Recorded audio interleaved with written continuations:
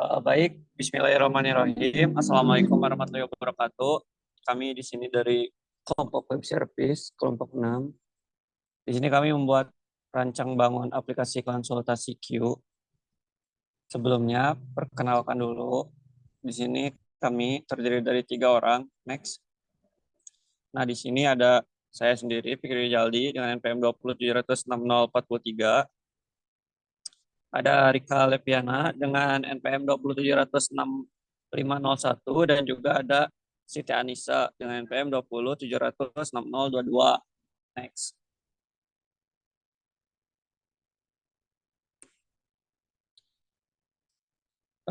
Deskripsi ide aplikasi. Hasil implementasi dari layanan web. Jadi konsultasi Q itu merupakan sebuah aplikasi psikologi yang akan membantu usernya untuk mengetahui tingkat stres yang sedang dialami mereka. Nah, mungkin untuk selanjutnya akan disampaikan oleh saudari Sasa. Kepadanya dipersilahkan.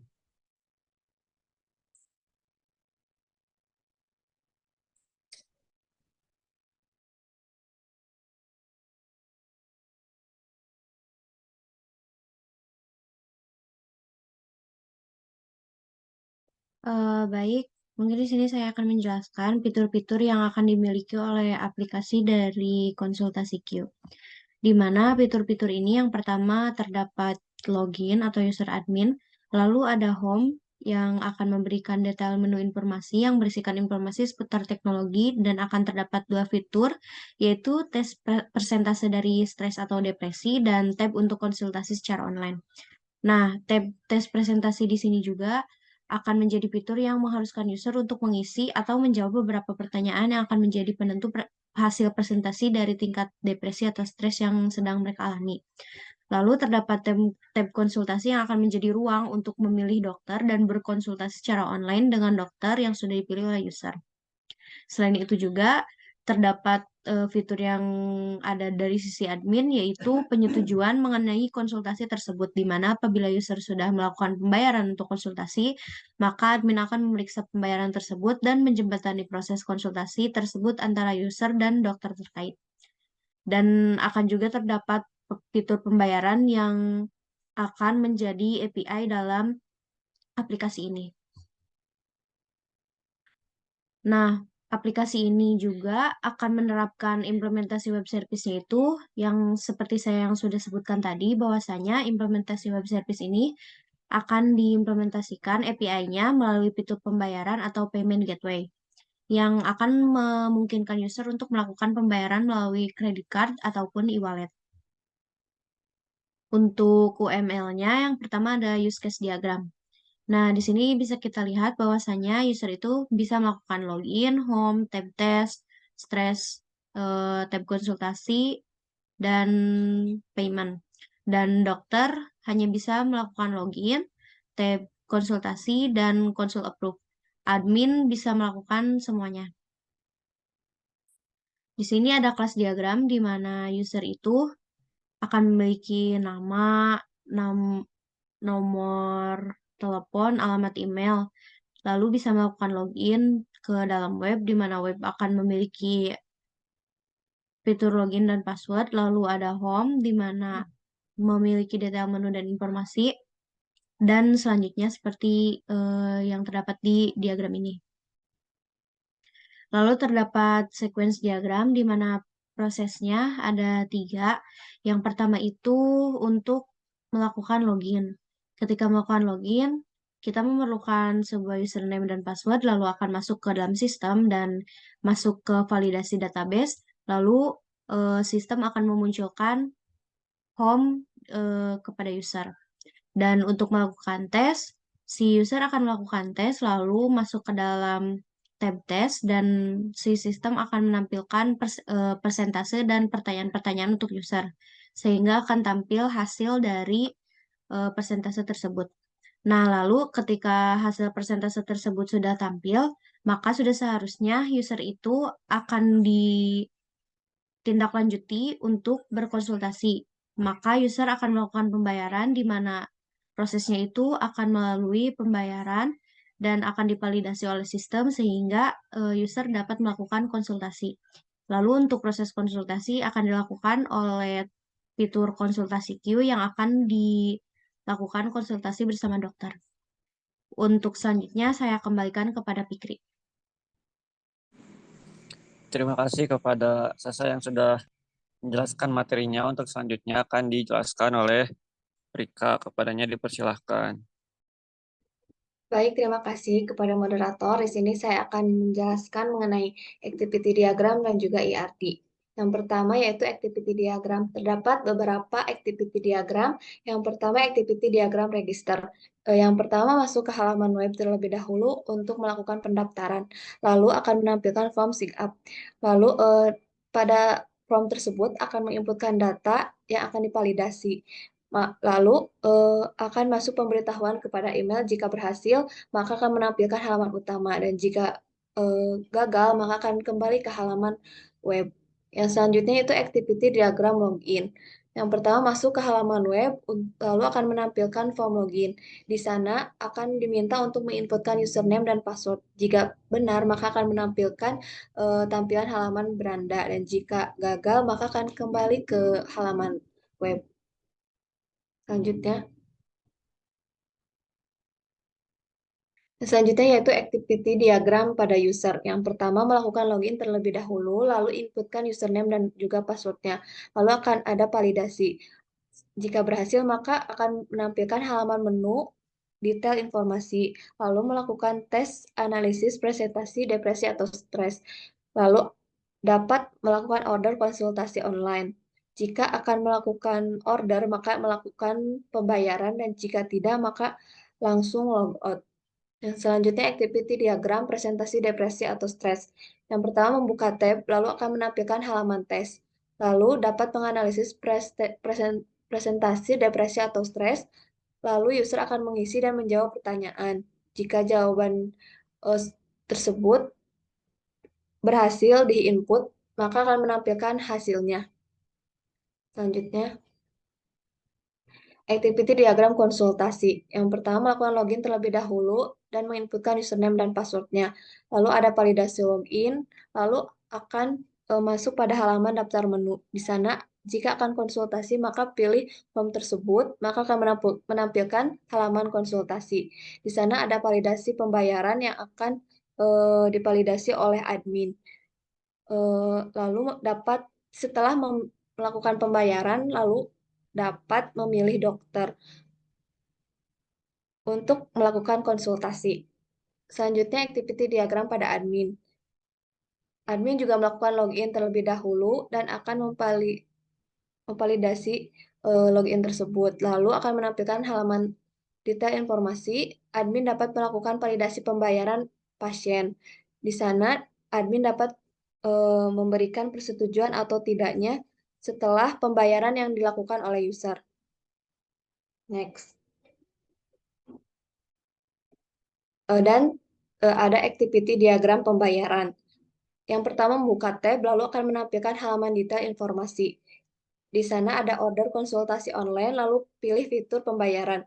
Maka akan menampilkan tagihan user tersebut. Lalu user dapat melakukan pembayaran dan akan diverifikasi oleh admin. Selanjutnya, yaitu Entity Relationship Diagram atau ERD. Pada ERD ini terdapat entity, relationship, dan juga atribut. Yang pertama yaitu web. Web dapat dilakukan login oleh user dan juga admin. Pada user terdapat atribut yaitu nama, nomor telepon, dan juga alamat email. Lalu user dapat melakukan tes, presentasi, stres, atau depresi yang memiliki atribut nama dan juga presentasi. Lalu setelah melakukan presentase dapat melakukan pembayaran dengan atribut ID, jumlah pembayaran, tanggal pembayaran, dan detail. Admin memiliki atribut yaitu ID admin, nama, dan juga alamat email.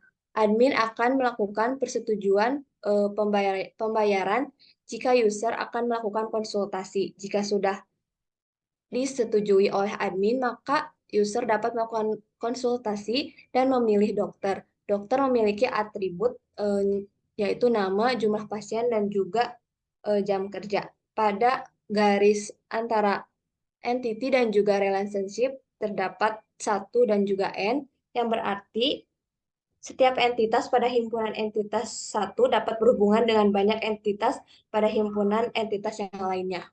Sekian yang dapat saya sampaikan, saya kembalikan kepada moderator. Terima kasih kepada Rika yang telah menjelaskan materinya. Untuk selanjutnya bisa di next.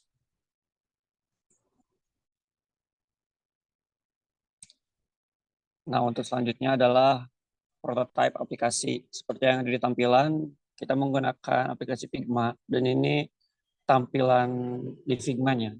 Dan ada link untuk menuju ke prototipe-nya. Izin share screen ya. Nah, seperti ini tadi tampilan di Figma-nya. Jadi jika kita lihat di prototipe-nya ada beberapa garis-garis ini yang menyambungkan dari halaman sebelumnya ke halaman berikutnya. Nah, setelah beres, maka prototipe-nya akan seperti ini. Ini adalah tampilan utama dari aplikasinya. Nah, jika kita login, ada beberapa pilihan mau masuk sebagai apa, apakah user, admin, ataupun dokter. Kita coba dari user. Kita tidak bisa langsung login, melainkan kita harus mengisi dulu data diri username sama password. Nah, baru kita bisa login. Nah, seperti tadi itu penjelasan, di sini terdapat informasi. Nah, ini beberapa informasinya. Bisa di slide juga. Nah, setelah itu ada beberapa pilihan juga. Ada bisa tabel tes, konsultasi, logout, ataupun ketika sudah berkonsultasi dengan dokternya, sudah di-approve, maka bisa konsultasi. Nah, kita coba untuk di tabel tes. Nah, bisa menjawab beberapa pertanyaan yang sudah disediakan. Jika kita mengisinya, maka kita bisa melihat persentase stresnya. Nah, bisa dilihat persentasenya 75%. Nah, ini ada catatannya. Bisa dibaca juga, disarankan pokoknya mah habis itu bisa langsung konsultasi ataupun tidak.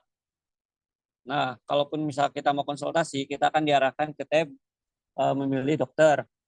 Nah, ini ada beberapa pilihan dokter, bisa di slide juga. Ini sebagai contoh aja ya, foto-fotonya.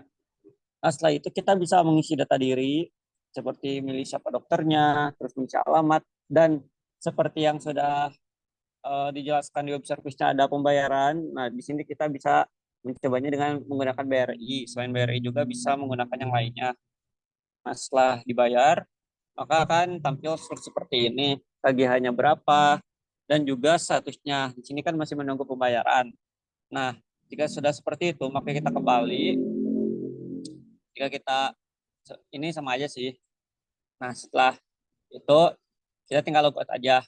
Kita masuk ke admin, sama seperti tadi, isi dulu, terus login. Setelah login, nah ini ada tampilan dashboard-nya. Bisa menampilkan beranda, profil, daftar tunggu, konfirmasi, dan juga logout.